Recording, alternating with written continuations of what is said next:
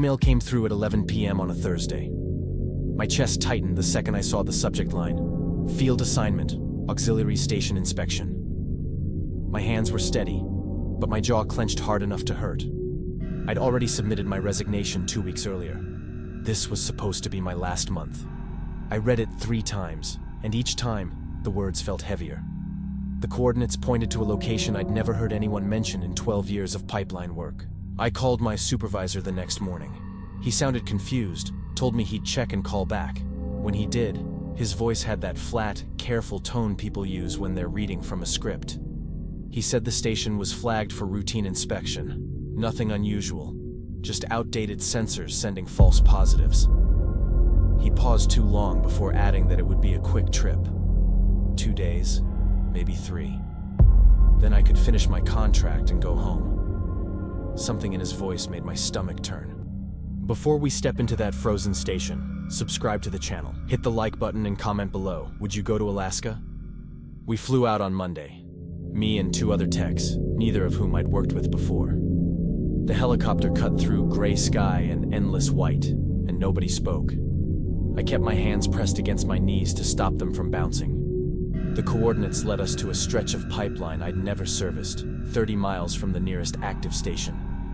When we landed, I saw it. A low metal structure half buried in ice and snow, with a single access door painted in faded company orange. The door wasn't locked. It opened with a metallic groan that made my teeth ache. Inside, the air was cold but not freezing, and I could hear the hum of active equipment. My breath came shallow and fast.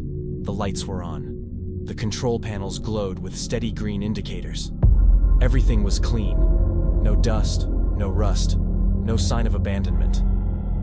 I looked at Martinez, the younger tech, and he just stared back at me with wide eyes. This place was supposed to be decommissioned in 1994. The logbook sat on the main console, open to the current week. My throat went dry. Every shift was filled out in neat handwriting. Dates, times, pressure readings, maintenance notes. I flipped back through the pages. No gaps, no missed entries. The logs went back months, maybe years. I felt my pulse in my neck, hard and fast. I scanned the operator names. None of them matched anyone in the company database I'd memorized over the years. Then I saw it, 3 pages back, my own name, my handwriting, dated 6 months ago. I radioed headquarters immediately. The response was clipped, almost annoyed. They told me to run the standard diagnostics and file a report. When I mentioned the logs, there was silence. Then a different voice came on, older, tired. He said the records were legacy data from an old system, probably corrupted, and that I shouldn't waste time on paperwork. Just check the equipment and leave. The way he said it made my hands shake. It wasn't a suggestion. It was an order to stop asking questions. That night, I couldn't sleep. The station had 4 bunks in a back room, and the heating system clicked and hummed in rhythms I couldn't predict. At 2:38 a.m., I was staring at the ceiling when I heard it. A generator kicking on. 3 seconds. Exactly 3 seconds. Then silence. My heart slammed against my ribs. I sat up, listening. Martinez was snoring softly. The other tech, Carver, didn't move. I checked my watch. 2:40 a.m. I waited. The next night, it happened again. Same time, same duration.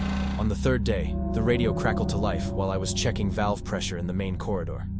A calm, professional voice came through, asking me to confirm the reading on valve B17. My mouth went dry.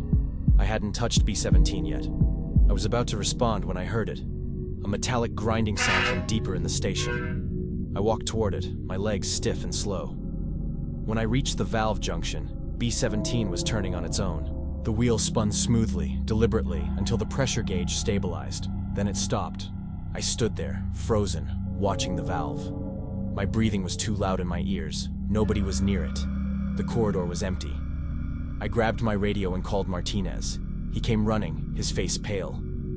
I pointed at the valve, tried to explain what I'd just seen. He stared at it, then at me, and I could see he didn't believe me. But then the radio crackled again. The same voice, calm and even, thanked me for the confirmation. It said the system was stable. Martinez heard it too. His hand tightened around his radio until his knuckles went white. I pulled every record I could find. Shift logs, maintenance reports, personnel files. The names listed as operators didn't exist in any company database. I cross-referenced them with old employment records, union lists, even obituaries. Nothing. These people were ghosts, but their work was real. Every reading, every repair, every note matched the actual state of the equipment. My chest felt tight, like I couldn't get enough air. Then I found my own entry again. Shift start date, 6 months ago. Shift end date, blank, status active. I confronted headquarters over the radio. I told them everything. The logs, the voice, the valve, my name in the records. There was a long pause. When the response came, it wasn't the supervisor. It was someone higher up, someone I'd never spoken to before. He told me to pack up and leave immediately. Don't file a report. Don't mention the station to anyone. The site would be flagged as permanently offline. His voice was steady, but I heard something underneath it. Not anger. Fear. He knew something I didn't. We left the next morning. The helicopter ride back was silent. I kept my hands pressed flat against my thighs to keep them from shaking. Martinez stared out the window, his jaw clenched tight. Carver hadn't said a word since the valve incident. When we landed, a company rep was waiting. He handed us each a non-disclosure agreement and a tablet to sign. I read it twice. It said we'd been to a routine maintenance site, nothing unusual, no operational anomalies. I signed it. My hand moved on its own. I didn't have a choice. 3 months passed. I finished my contract and moved back to Seattle. I got a job in an office, something normal, something with windows and people and daylight. I stopped thinking about the station, or I tried to. But every night at 2:40 a.m., I woke up. My heart racing, my throat dry, listening for a sound that wasn't there. I told myself it was stress, just leftover anxiety from the job. I almost believed it. Then the email came. Subject: pending shift, auxiliary station. My stomach dropped. My hands started shaking before I even opened it.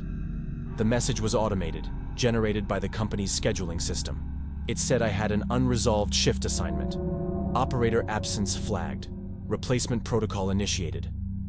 I stared at the screen, my breathing shallow and fast. I called the company. The number was disconnected. I called my old supervisor. He didn't pick up. I sent emails. No responses. The system said I was still assigned. The shift was still open. I pulled up the employee portal and searched for my records. My last assignment was listed as ongoing. Location: auxiliary station. Status: active. Shift: start 6 months before I'd ever been there. I tried to log out of the system. It wouldn't let me. I tried to mark the shift as complete. Access denied. My pulse hammered in my ears. I could feel sweat on my palms. The system had decided I was the operator, and according to the system, I'd never left. 2 weeks later, I got another email. Same subject line. This time, there was an attachment, a shift schedule. My name was listed for the next rotation. Start date: 3 days from now. My throat closed up. I couldn't breathe. I threw my laptop across the room and watched it hit the wall. But I knew it didn't matter. The system didn't need my laptop. It didn't need my permission. It just needed me to show up. Or it would send someone to bring me back. Because once you sign the shift, you never really leave it. If you felt your heart speed up even once, subscribe for more stories like this. Leave a like if it got under your skin. And if it didn't scare you, tell me in the comments what would.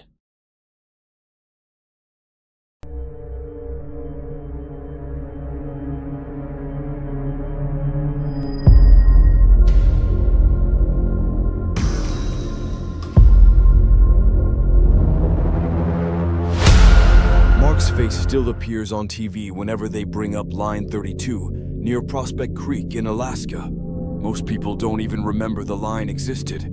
It's been shut down since September of 1995, the last time anyone was ever sent out there. The last time they sent us out there. Mark, Dave, and me.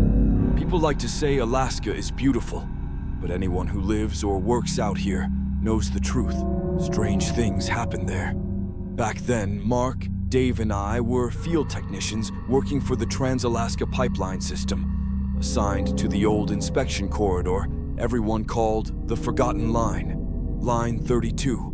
We thought it would be a routine end-of-season check. We were wrong. Before we dive into this nightmare, subscribe to the channel. Hit like if Alaska gives you chills. Comment below, what state creeps you out the most? Every year, late in the season, we'd head out to line 32 near Prospect Creek to inspect the old decommissioned corridor. It was routine work. My hands were steady that morning. My breathing was normal. I had no reason to feel anything but calm. But when we found that cabin, my throat went dry before I even understood why. We'd been doing this run for 10 years. Me, Dave, and Mark. Same route, same weather, same protocol. We knew that stretch of wilderness better than most people know their own neighborhoods. After finishing the inspection that morning, we decided to hike out to the lake like we always did. A tradition, really. Something to break up the monotony. The air was cold, the kind that stings your lungs in a good way. We were talking about the season ending, about football, about normal things. That's when I saw it through the trees. A cabin, small, wooden, with a slanted roof and a narrow porch. I stopped walking. Dave stopped too. Mark asked what we were looking at. None of us had ever seen a structure there before. Not in 10 years of walking that same trail. I told myself maybe we just missed it. Maybe the angle was different this time. But my chest had already started to tighten. We approached it slowly. The cabin looked maintained. No broken windows, no collapsed roof. The door was closed, but not locked. Dave pushed it open and we stepped inside. The smell hit me first. Coffee. Fresh coffee.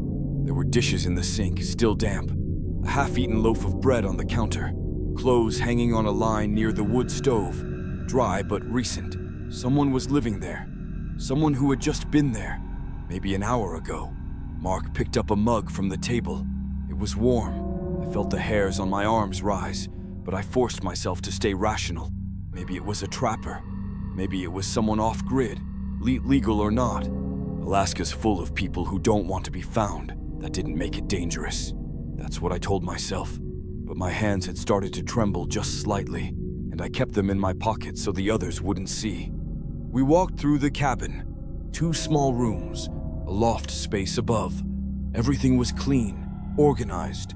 There were no maps, no identification, no photos, just the basics. Clothes, food, tools. It felt staged, but I couldn't explain why. Dave said we should leave. Mark agreed. I nodded, but I was already listening for something I couldn't name. A sound, a presence, the feeling of being watched, even though the windows showed nothing but trees. We heard the engine, a low rumble, getting closer. An old pickup truck, dented and caked in mud, rolling up the dirt path toward the cabin. My heartbeat spiked. We didn't talk, we just moved. Dave pointed up to the loft. We climbed the ladder and squeezed into the narrow space under the slanted roof, lying flat on the dusty boards. I could feel my pulse in my throat now, thick and hot. The truck stopped. The engine cut. A door opened and closed, footsteps on gravel, then on wood. The front door creaked. Someone came inside. I held my breath. Through the gaps in the floorboards, I could see movement below. A figure opening drawers, checking the stove, pausing in the center of the room, head tilted, like they were listening. My lungs burned. I wanted to exhale, but I was afraid the sound would give us away. The silence stretched impossibly long. Minutes passed, or maybe hours. Time didn't work right up there. The person moved to the other room, then back, opened a cabinet, closed it, sat down at the table. I could hear the chair scrape against the floor. Then, nothing. Just waiting. My muscles were locked, my shoulders aching from staying still. Dave's breathing was shallow next to me. Mark didn't move at all. The figure below us didn't leave, didn't speak, just stayed there, like they had all the time in the world. Night fell. We stayed in that loft for hours, cramped and cold, barely breathing. At some point, I must have dozed off from sheer exhaustion because I woke to pale gray light seeping through the cracks. My body was stiff, my neck screaming. I listened. Nothing. No movement below, no sound of breathing. I nudged Dave. He opened his eyes, disoriented, then alert. We waited another 20 minutes before climbing down. The cabin was empty. The truck was gone. Everything looked exactly as it had when we first arrived. We didn't talk. We just left, fast, down the trail, back toward the Line 32 station where we'd parked. My legs felt weak, but I kept moving. The forest around us was too quiet. No birds or wind, just our boots on dirt and the sound of our breathing. Mark said he needed to stop. He stepped off the trail, behind a thick spruce tree. Dave and I looked the other way, giving him privacy. I looked at the sky, trying to gauge the time. Maybe 10 seconds passed. Dave called his name. No answer. I turned around. Mark wasn't there. I called out too. Nothing. We walked back to the tree. His boot prints were clear in the soft earth. They led behind the tree, then stopped. Right next to them was another set. Larger, deeper, a different tread. They came from the side, converged with Mark's. Then both sets just ended. No drag marks, no signs of struggle. Just gone. My chest went cold. My hands started shaking for real now, no hiding it. Dave was saying Mark's name louder, looking around. I crouched down and touched the prints. Fresh. Whoever made them had been right there, maybe watching us the whole time. I stood up, and that's when I heard the voices. Two men, distant, but moving closer. Not calling out, not asking if we were okay. Just talking low, coordinated, like they were searching, like they were tracking something. It was not Mark's voice. Dave grabbed my arm and we ran. No discussion, just pure instinct. We sprinted down that trail, boots pounding, branches whipping our faces. My lungs burned, my heartbeat was deafening. The voices stayed behind us, but didn't fade.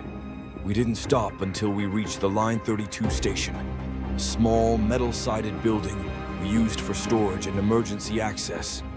Dave slammed the door behind us and locked it. We stood there, gasping, staring at each other, catching our breath. There was an old emergency phone on the wall. I picked it up. There was a dial tone. My hands were shaking so hard, I could barely press the numbers. I called the authorities. A voice answered. I told them everything. Missing person, possible situation, remote location. They said units were on the way. They told us to stay inside. I hung up, and my legs gave out. I sat on the floor, head between my knees, trying to breathe. 2 hours later, we heard vehicles. Officers arrived, 4 of them, in 2 trucks. They searched the area. They found the cabin again. But when they brought us back to it, everything was different. The place was coated in dust, cobwebs across the windows. The food was gone. The dishes were gone. It looked like no one had been inside for decades. One of the officers asked if we were sure this was the right cabin. I couldn't answer. My voice had stopped working. They searched for Mark for 3 days. They found nothing. No trace. No tracks. No evidence. They asked us questions that started to sound like accusations. Before we left the site, we went back to the Line 32 station to grab our gear. That's when Dave saw it. On top of a metal storage box near the door. Mark's clothes, his uniform, his jacket and boots, all folded, clean, stacked neatly, like someone had done laundry and left them there for us to find. There were no footprints in the dirt outside. No signs anyone had entered. We hadn't left those clothes there. Mark had been wearing them. We reported it, took photos, filed everything. Then we drove back to headquarters in Fairbanks. The company put us on leave. The authorities kept investigating. A week later, they called us in. They told us there was no record of our emergency call. They said the Line 32 phone line had been disconnected in 1989, 6 years earlier. The officers we spoke to didn't exist in their dispatch logs. No units had been sent to that location. No one had come to help us. But we saw them. We spoke to them. They were there. I still work for the company. Different sector now. I don't go near Line 32 anymore. Mark's family still asks me what happened. I tell them the truth. I don't know. The official report says he wandered off and got lost. A tragic fate. Alaska swallows people. That's what they say. But I know what I saw. I know what I felt. My body remembers that cabin. It remembers the voices in the trees. It remembers the sound of those footsteps below us in the dark. I dream about Mark, asking for help. He was never found. Sometimes late at night, I wake up and my heart is racing. My throat is dry. My hands are shaking. I'm lying flat on my back, holding my breath, listening for movement below me. But I'm in my own bed, in my own house, miles away from that place. And still, my body doesn't believe I ever left. Before you go, hit like and subscribe. And be honest in the comments. Would you still visit Alaska after hearing this? I heard it for the first time at 2 in the morning. My chest tightened before I even understood what I was listening to. A voice, muffled, distant, coming from inside the pipeline. A man's voice calling for help. My throat went dry, and I pressed my ear against the cold metal, holding my breath. The sound vibrated through the steel like it was traveling miles underground. I pulled back, hands shaking, and told myself it was just the wind caught in the line. But the wind doesn't beg. I'd been working pipeline line 32 near Prospect Creek for only 3 weeks. It was early autumn in Alaska, no snow yet, just that constant gray sky and the smell of earth mixed with oil. The company sent me and 2 other guys to monitor a stretch of line that hadn't been touched in years. Routine maintenance, they said. Nothing complicated. We'd stay in a small station, do daily checks, log pressure readings, and keep the radio on. Simple work, lonely work. The kind that makes you think too much when the sun goes down, and the silence wraps around you like a second skin. That first night, I didn't tell anyone. I convinced myself I'd imagined it. Exhaustion, isolation, the hum of machinery playing tricks on my brain. I went back to bed, but I didn't sleep. I lay there staring at the ceiling, listening to my own heartbeat, waiting to hear it again. But the pipeline stayed silent. The next day felt normal. We checked valves, walked the line, joked about the cold. My co-workers, Dan and Ricky, had been doing this for years. They moved with that slow, practiced confidence of men who'd seen every kind of weather and every kind of breakdown. I felt safer around them, grounded, like whatever I'd heard the night before couldn't possibly be real if these 2 weren't worried. But that second night, at exactly 2 a.m., it happened again. This time louder. And this time, Dan sat up in his cot and looked at me with wide eyes. He'd heard it too. We both got up, barefoot on the cold floor, and went outside. The pipeline stretched into the darkness like a sleeping beast. And from deep inside it, we heard the voice again, faint but clear. A man saying the same thing over and over. They're getting closer. Help me, please. They're getting closer. Ricky joined us. He pressed his hand flat against the metal, and we all stood there in the dark, listening. Then we heard something else. A low, rhythmic thumping, like a heartbeat. Slow and steady, pulsing through the steel. My skin crawled. Ricky said it could be pressure buildup, some kind of hydraulic echo. Dan nodded, but his face was pale. None of us believed it. The voice came through clearer then, like it was being transmitted on a frequency we could almost tune into. It said the same thing. They're getting closer. And then it cut out. Just the heartbeat remained, fading into silence. We didn't sleep that night. At dawn, we decided to investigate. There was an old decommissioned station about 4 miles up the line. It had been shut down years ago, before any of us started. We'd been told to avoid it. No power, no reason to go. But that's where the voice seemed to be coming from. We drove there in the company truck. The air felt heavier the closer we got. When we arrived, I noticed the scratches first. Deep grooves in the metal siding, like something had clawed at it. The windows were broken, glass scattered on the ground. But inside, everything was clean. Too clean. Dust-free. Like someone had been there recently. The emergency radio was still plugged in. Inactive, but plugged in. Ricky tried the power. Nothing. Then Dan found the notebook. It was sitting on the desk, open. The pages were warped, stained with something dark. The handwriting was shaky, frantic.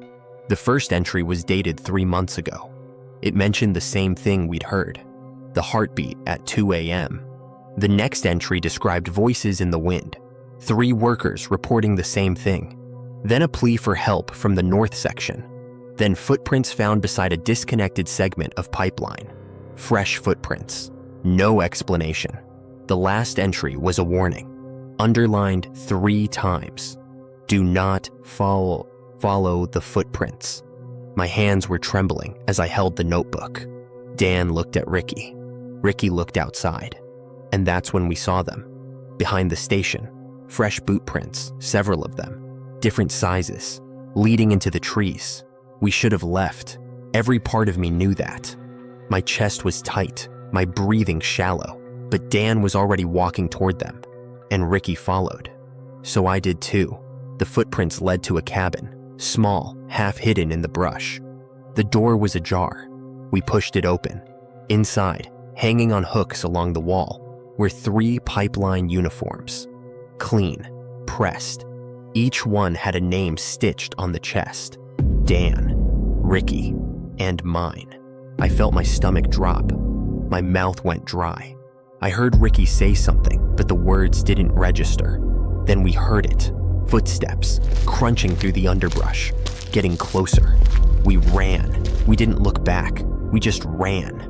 My lungs burned. My legs felt like they were moving through mud. When we reached the station again, there were fresh scratches on the door. Deep, angry gouges that hadn't been there 10 minutes ago. We locked ourselves inside. Dan grabbed the radio and called Central. His voice was shaking. He told them what we'd seen. They said they'd send someone, but it would take hours. That's when the footsteps started. Slow, circling the station. We could hear them crunching on gravel, stopping, starting again. Then the scratching. Metal on metal. Long, deliberate scrapes against the walls. The voice in the pipeline came back, louder now, desperate. It said, "Don't look outside. Don't let them see your faces." We dropped to the floor. My heart was hammering so hard, I thought my ribs would crack. Ricky was breathing too fast, almost hyperventilating. Dan kept his hand on the door, holding it shut even though it was locked. Then the voice came through the emergency radio. The same voice. It told us to press the emergency button, the red one on the console. Dan hesitated, but the footsteps were right outside the door now. He pressed it. There was a sound like an explosion, a deep, violent boom that rattled the walls. Then silence. Complete silence. We waited. Minutes felt like hours. Finally, Dan stood and looked out the window. Nothing. No one. Just fresh footprints in the dirt. More than before. Central came back on the radio. They told us to evacuate immediately. Don't wait. Don't pack. Just leave. But we couldn't leave without the notebook. I grabbed it. And as we were heading to the truck, I flipped to the last page. That's when I saw it. Our names. All 3 of them. Written in the same shaky handwriting. And next to each name, one word. Claimed. With a date. Exactly 1 month from that day. We drove in silence. My hands wouldn't stop shaking. I read the last line in the notebook out loud, even though I didn't want to. It said, after the explosion, they return, this time with darker intentions. And just as I finished reading, we heard them. Footsteps, running, fast, from the direction of the station. Ricky floored it. We didn't stop until we hit the main road. I quit 3 days later, packed everything and moved to another state. Didn't tell anyone where I was going. Dan and Ricky did the same. We don't talk anymore. I think we're all too afraid that talking about it will make it real again. But the date is still coming. It's 2 weeks away now. And every night, at exactly 2 a.m., I wake up, my chest tight, my throat dry, and I hear it. That same voice, calling for help, begging, like it's still trapped inside something I can't see. I don't know what's going to happen when that date arrives. I don't know if moving helped. I don't know if anything helps. But my body knows. It wakes me up every night at the same time, like it's counting down, like it's preparing, and I can't stop it.